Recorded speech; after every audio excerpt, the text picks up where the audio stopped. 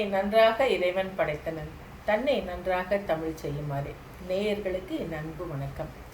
ஆன்மீகம் என்பது வெறும் பக்தி வழிபாடு அல்லது சமயம் சார்ந்த ஒரு விஷயம் என்பதற்கு மேல் அறிவியல் சார்ந்த விஷயமாகவும் காண முடிகிறது.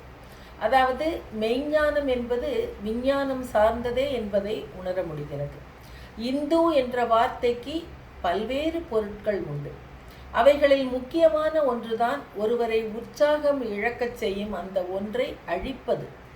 அந்த வகையில் நம்மை உற்சாகம் இழக்கச் செய்கிற அவநம்பிக்கை, சுய பச்சாதாபம், சோம்பல் போன்றவற்றை அழிக்க வல்லதுதான் நம் ஆன்மீகம். இதற்கு ஆதாரமாக இருப்பதுதான் நடராசரின் திருமூர்த்தம். நடராசரின் காலடியில் அமிழ்ந்து கிடக்கும் சூரன் தான் நம்மிடமிருந்து உற்சாகத்தை பறிக்கும் அந்த தீய சக்தி. ஆக நடராச பெருமான் இந்து என்பதன் பொருளாக திகழ்பவர்.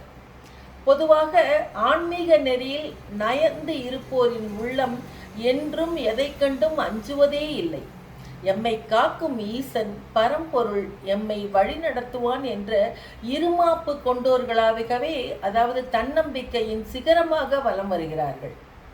அந்த வகையில் அப்பர் அடிகளின் பாடல்கள் அனைத்தும் பெரும்பாலும் சுதந்திர உணர்வு மிக்க எழுச்சி பாடல்களாகவே அமைந்துள்ளன.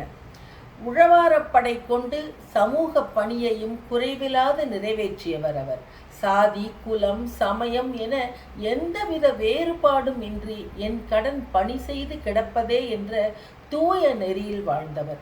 இந்த தன்னம்பிக்கையே இவருக்கு பல்லவ மன்னனையே துணிந்து எதிர்க்கும் வல்லமையை பெற்று தந்தது. சமூக நலன் கருதி தம் வாழ்க்கையே அர்ப்பணித்த புரட்சி கவிஞர் இவர். நாமார்க்கும் குடியல்லோம், நமனை அஞ்சோம், நரகத்தில் இடர்படோம், நடலை இல்லோம், ஏமாப்போம், பிணியறியோம், பணிவோம் அல்லோம், இன்பமே எந்நாளும் துன்பம் இல்லை என்பார் அப்பரடிகள். வணக்கம்.